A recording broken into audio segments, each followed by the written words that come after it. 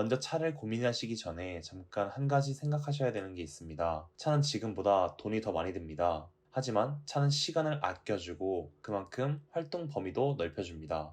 단순한 예를 하나 들어드리겠습니다. 저는 천안에서 대학교를 다니고 있는 학생입니다. 차를 타고 20분 정도를 학교를 가야 합니다. 하지만 버스로는 2시간 정도가 걸립니다. 그리고 저는 알바를 하러 15분 정도를 차를 타고 갑니다. 하지만 버스를 타면 1시간 정도 걸립니다. 위치에 따라서 버스 노선에 따라서 차이가 있겠지만 대략 이렇습니다. 돈을 감당하고 시간과 활동 범위를 선택하신다면 계속 시청해주세요. 정말 도움이 되실 겁니다. 그렇게 저희 학교 학생들과의 관계뿐만 아니라 다른 학교 학생들, 사회에 있는 형님, 누님들, 차가 없었다면 불가능까지는 아니지만 거의 마주치고 사귀지 못했을 사람들입니다. 그리고 그 사람들은 지금 저와 좋은 관계를 맺고 응원하며 살아가고 있습니다. 너무 좋습니다. 하지만 돈이 들 것입니다. 서론이 길었는데 그만큼 중요하다고 생각했기 때문입니다. 한마디로 차를 사는 이유가 자신에게 가치가 있는지를 생각해 보셔야 합니다. 돈이 매우 많다면 가치는 뭐 필요 없겠죠. 그냥 원하는 차, 원할 때 사면 되니까요. 하지만 그렇지 않은 상황이시기에 이 영상을 클릭하셨다는 것으로 생각됩니다. 그리고 제 조건이라면 얼마나 자동차 유지비가 드는지도 궁금하실 겁니다. 이제 말씀드리겠습니다. 먼저 저는 두 가지로 나누었습니다. 저의 자동차 유지비는 아버지 플러스 저 이렇게 나누어서 부담합니다. 절대 금수저가 아닙니다. 이야기가 길어질까봐 생략하겠습니다. 아버지께서는 운전자 보험비, 자동차 보험비, 자동차세를 부담해 주십니다. 자동차 보험비는 아버지 보험 밑으로 들어가서 1년에 120만원 정도를 냅니다. 부모님 보험 밑으로 들어가야 싸게 보험을 들 수 있습니다. 왜냐하면 26세를 전후로 보험비가 확 꺾이게 됩니다. 그래서 그 전까지는 부모님으로 들어가는 게 좋은데 이렇게 하면 경력이 인정 안 되어서 나중에 독립했을 때 보험비 할인이 안 되는 것으로 알고 계실 겁니다. 하지만 저는 삼성생명 보험이 가입되어 있고 보험 설계사분의 설계에 따라 저는 3년 정도의 경력을 인정받을 수 있게 되었습니다. 아마 각 보험사마다 다를 것입니다. 문의해서 한번 상담 한번 받아보시기 바랍니다. 운전자 보험비는 1년에 60만원 정도를 냅니다.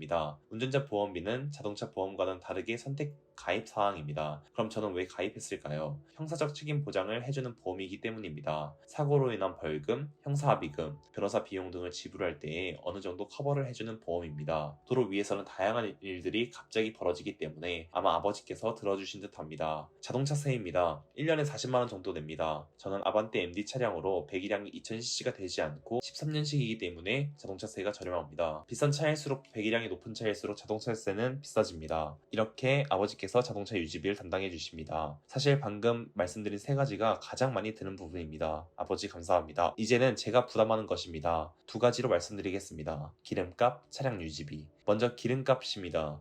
저는 하루에 40km 정도는 이동합니다. 그래서 한 달에 25만원, 30만원 정도가 듭니다. 차량마다 다르고 운전 습관에 따라 다르기 때문에 더 궁금하시다면 이어서 봐주세요. 기름값에 대해 알기 전에 연비에 대해 아셔야 합니다. 차량마다 연비라는 것이 다릅니다. 쉽게 내가 살 차의 연비와 움직이는 정도를 계산하여 한 달 기름값이 얼마나 드는지 예상해 보겠습니다. 다들 주유소 지나가다가 보셨죠? 휘발유와 경유의 가격이 써여 있는데 그 가격은 1리터당 가격입니다. 요즘에는 휘발유 가격이 1,650원 정도이고 경유의 경우에는 휘발유보다 100원 정도 저렴합니다. 그리고 연비라는 것은 이 1리터당 갈 수 있는 거리입니다. 예를 들어 저의 차량은 휘발유로 굴러가는 차입니다. 그리고 제 차의 현재 계기판에 찍히는 연비는 14km입니다. 그럼 결과적으로 제가 만약 1리터의 휘발유를 1,650원에 샀다면 저는 14km를 차로 이동할 수 있습니다. 이 정도만 알면 한 달 유지비를 가늠할 수 있습니다. 내가 일주일에 어디를 가는지 네이버 지도에 찍어보고 키로수를 봅니다. 그리고 편도와 왕복을 대략 계산하면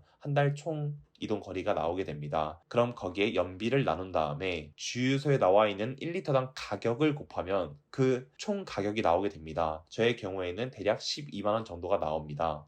그래서 연비가 좋다는 말이 무슨 말이냐면 연비가 20km면 1리터당 20km를 간다는 것이고 제 차량이랑 비교했을 때 똑같이 1,650원을 내고 이 차가 6km 정도를 더 갈 수 있게 됩니다. 계산을 쭉 다시 해보면 결과가 8.5만원 정도 나옵니다. 제 차와 비교했을 때 거의 4만원 정도가 한 달에 차이 납니다. 그럼 당연히 연비가 좋은 차일수록 유지비가 적게 됩니다. 그래서 하이브리드 차량이 인기가 많습니다. 하지만 그만큼 차량값이 500만원 정도 비쌉니다. 더 많은 이야기를 드리고 싶지만 이 정도 선에서 끊겠습니다. 두 번째는 차량 유지비입니다. 정비와 냄새로 말씀드리겠습니다. 정비는 새 차일수록 비용이 크게 들지 않습니다. 하지만 제 차와 같은 경우 이벤트라도 해주듯 한번 정비할 때 20만 원 정도가 통통 듭니다. 대표적인 정비로 엔진오일 교체, 타이어 교체가 있습니다. 그리고 엔진오일 1년에 2번 정도, 한 번 하는데 7만 원 정도 듭니다. 타이어는 4년에 한 번 정도를 교체한다고 생각하시면 되고 타이어는 한 번에 교체하는 경우가 대부분이고 가격은 대략 50만 원 정도가 듭니다. 이건 그냥 할만합니다. 잘 알고 있는 정비 내용이기 때문입니다. 하지만 연식이 오래된 차일수록 이벤트성 정비값이 들어갑니다. 제가 최근에 브레이크 쪽 소모품을 갈았는데